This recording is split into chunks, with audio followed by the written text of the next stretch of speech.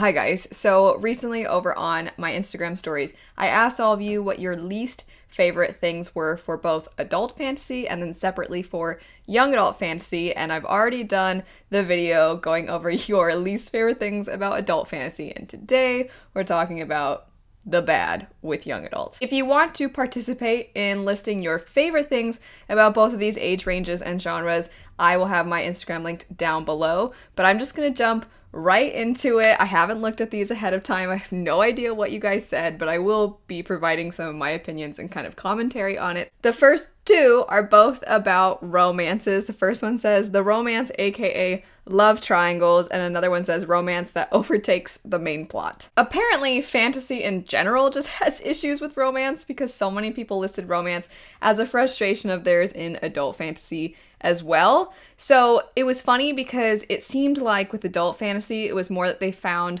the romances to be uncomfortable or cringy. Sometimes people thought it was too explicit, or sometimes people didn't really like how the women in the relationships were treated, whereas with the young adult, it would seem that you guys just don't like how much romance there is. Romance is a very big part of people's lives, so it makes sense that's a part of characters' lives as well. But I think with young adult, the difference is that when there's a romance, it's like all of a sudden you're reading a romance story in a young adult world, in a fantasy world. That's what I meant. For myself, I don't go into a fantasy book expecting to have a romance that's a really big part of the plot. If I am looking for romance, I'll seek out the books that are very obvious with, hey, these two characters are probably going to fall in love. If I'm just craving a little bit of smooching in my story. For the most part, I do agree that sometimes with young adult, it feels like it's like half and half or more romance. And I don't actually think there's anything wrong with that. I just sometimes wish it would be more upfront in the synopsis. The one that comes to mind the most would be the A Court of Thorns and Roses series. That to me, that's a romance story with just a fantasy setting. Although technically that one's new adult. The next one says less depth of world building. I also agree with this. I think it's a trade-off. I completely understand when people say they don't gravitate toward young adult as much as adult for this very reason, because this is just, I think, a preference thing. I don't think there's anything inherently wrong with less world building, because I find personally that young adult books seem to be more character focused.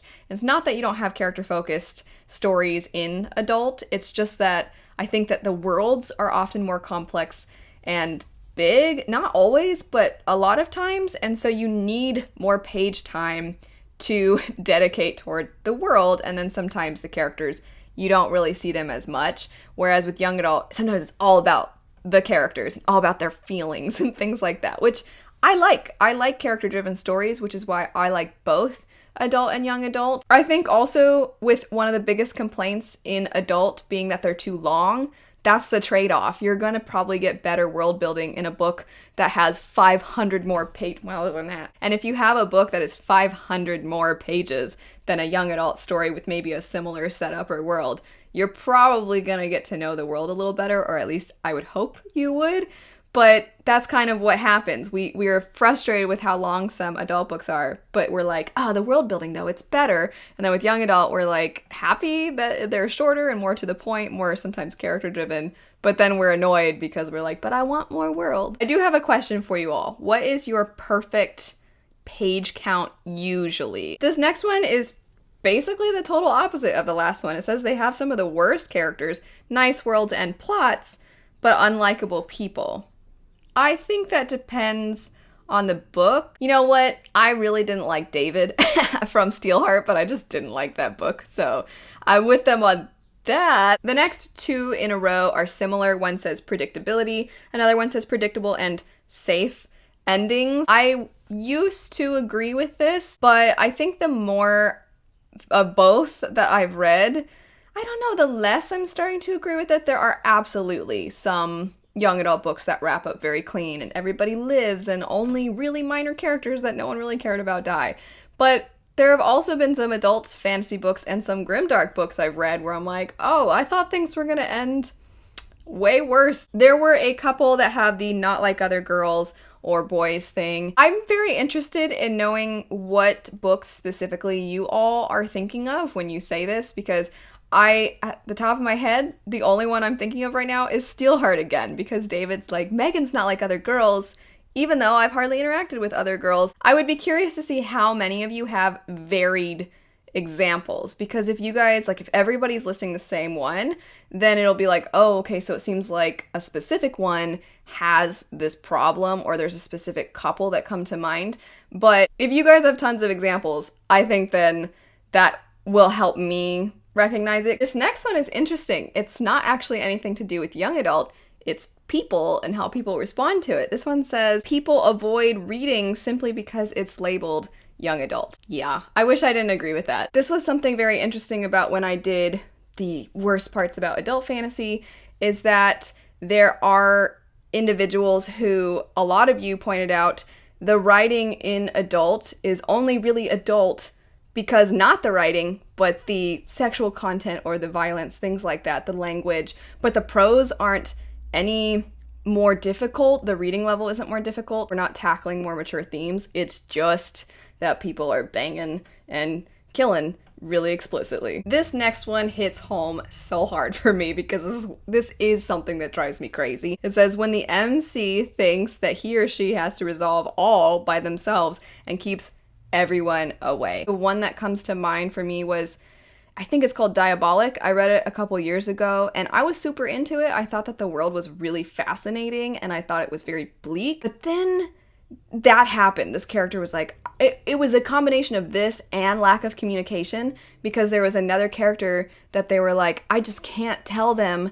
I have to push them away so they won't try to help me. And I'm like, how is that helpful though? That does happen in adult as well. I think it happens in both. It often happens in romances though, where it's like the Edward in Twilight thing where he's like, I have to leave Bella alone or she'll be hurt. I don't know. At that point, I'm like, if you completely take the other person's choice out of the equation, then why are you like, I don't want you guys to be together then, because one of you is so stupid. There's a lot of people talking about the lack of originality, that a lot of the stories are just recycled. It's the same thing over and over again. I think that this is more to do with marketing and how the publishing industry works. I think this happens in adult as well, but it's just so much more obvious in young adult. So, for example, when Twilight became big, then all of a sudden everything was vampires. Right now, we're in a big fae kick. We see these things and we're like, oh, it's all the same.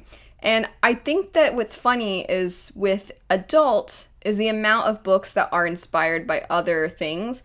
But when it happens with adult, we're like, oh, it's paying homage to what came before. It's paying homage to the classics. When we get young adult, we're like copying and pasting. It's like people saying that the Aragon, the Inheritance Cycle series, that it's derivative of Lord of the Rings.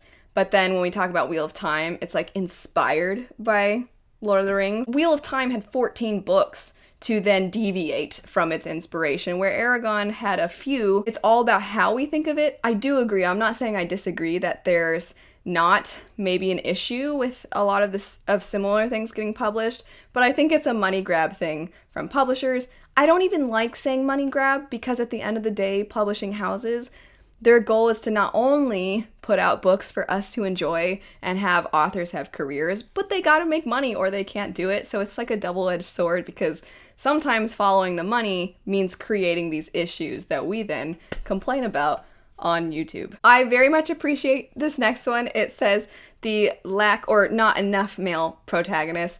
I completely agree. I did a couple of videos where I talked about mostly fantasy, and with adult, I talked about female authors and or female main characters, and then I did the same thing for young adult with male authors and male protagonists. Right now, it seems like young adult is in people's minds, it's like for girls, and then adult is more for guys. What happens is then when somebody, let's say a young boy who's about 12 years old, is transitioning from middle grade into something more, a little bit more challenging for them or a little bit more appropriate for them at the age they're coming into, instead of going from middle grade to young adult, they go from middle grade to adult because there's nothing for them really in young adult. And I'm not saying you have to be a girl or you have to be a boy to like specific things, but I think in your formative years, being able to identify with something as basic as the kinds of experiences that are aligned with your gender,